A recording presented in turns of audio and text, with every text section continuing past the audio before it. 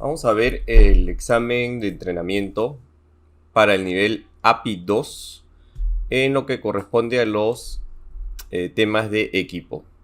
Vamos a seleccionar español. Bueno, vemos, primera pregunta. Si la distancia entre los mosquetones de la silla se acortan, cerrando la cinta ventral, ¿qué sucede? El piloto sentirá menos turbulencia y se reducirá el riesgo de twist. El piloto sentirá más turbulencia y se reducirá el riesgo. El piloto sentirá menos turbulencia y aumentará el riesgo de twist. El piloto sentirá más turbulencia y aumentará el riesgo de twist. Ahora, ¿qué es el riesgo de twist? El riesgo de twist es cuando las bandas del parapente se cruzan y el piloto puede perder el control completo del parapente. Si bien cuando nosotros acortamos la longitud de los mosquetones cerrando el ventral, vamos a sentir menos turbulencia. Al acortar la longitud entre los mosquetones, aumentamos nuestro riesgo de twist. Entonces sería C. El piloto sentirá menos turbulencia y aumentará el riesgo de twist. La respuesta es correcta. Una vela lleva bandas A, B, C y D. ¿Qué bandas soportan menos carga en vuelo estabilizado y a frenos libres? Bueno, la banda que soporta menos carga siempre va a ser la última. En este caso va a ser la banda D. La banda que más carga siempre va a ser la primera, la A. Luego será la B, la C y así sucesivamente. Básicamente la mayor cantidad de peso que carga el parapente está sujeto por las bandas A. Es por eso que es muy importante revisar el estado de las bandas A. Un parapente que haya estado en contacto con agua salada debe llevarse a un experto para que compruebe su porosidad, secarse lo antes posible inflando de espaldas en brisa marina, secarse a la sombra y luego sacudirlo bien para eliminar la sal, o enjuagarse a conciencia y lo antes posible en agua dulce y luego dejarse secar en sombra. Vendría a ser esta última. No es necesario llevarlo a un experto, ya que por estar en contacto con agua salada el parapente no va a ponerse poroso inmediatamente. No es necesario ningún tipo de inspección.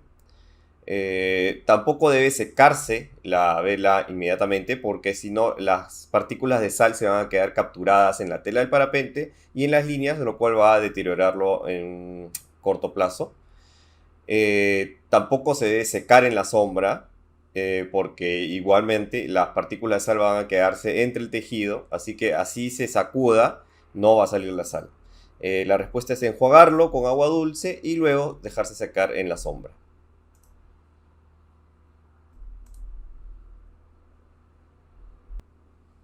Las sillas con airbag con toma de aire en lugar de espuma como protección dorsal tienen la ventaja de que A. Ya aportan protección total antes de empezar a despegar. B. Ocupan menos plegadas en la mochila. Los pilotos suelen estar mejor protegidos frente a caídas de alto impacto, pero solo si la protección está inflada del todo y el impacto se produce directamente sobre la protección. C. Proporciona flotabilidad en caso de aterrizaje en el agua, lo cual minimiza el riesgo que el piloto se ahogue. D. Ofrece menos resistencia parásita. A ver, básicamente existen dos tipos de protección en los arneses: el espuma y el airbag. El airbag tiene la ventaja que ocupa menos espacio. El espuma, como su nombre lo dice, es una colchoneta, un colchón que está detrás de la silla y suele ser voluminoso a la hora de transportar. Sin embargo, en el vuelo, la espuma tiene menos volumen que el airbag. El airbag se infla y forma como una bolsa bastante voluminosa, por lo que produce mucha más resistencia parásita. Así que la D de ninguna manera. Esta ofrece menos resistencia parásita, por lo contrario. Un airbag da más resistencia parásita. Por otra parte, el airbag tiene que inflarse en el vuelo. Así que en el despegue no nos va a dar una protección total. La A la descartamos.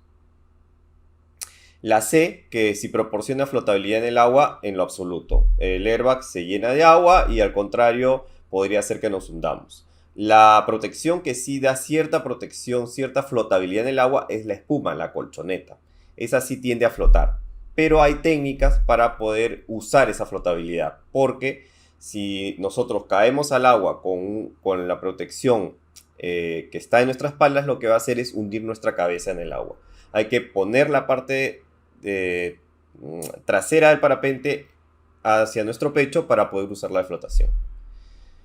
Así que la única respuesta que queda es la B. Ocupa menos plegada en la mochila, el airbag se desinfla, ocupa menos espacio y los pilotos suelen estar más protegidos porque el airbag, al ser un colchón, una bolsa más grande de mayor superficie, protege mejor al piloto en caso de un impacto fuerte, siempre y cuando el airbag haya estado bien inflado y el piloto caiga contra la protección. ¿Dónde se anclan a la vela los cordinos de la banda A? En el borde de fuga, B en los estabilos, C en el eje longitudinal, D en el borde de ataque. Bueno, esa pregunta es bastante fácil. Las bandas A van hacia el borde de ataque, hacia las celdas. Por eso es que es la banda A la que jalamos en el despegue para poder inflar el parapente.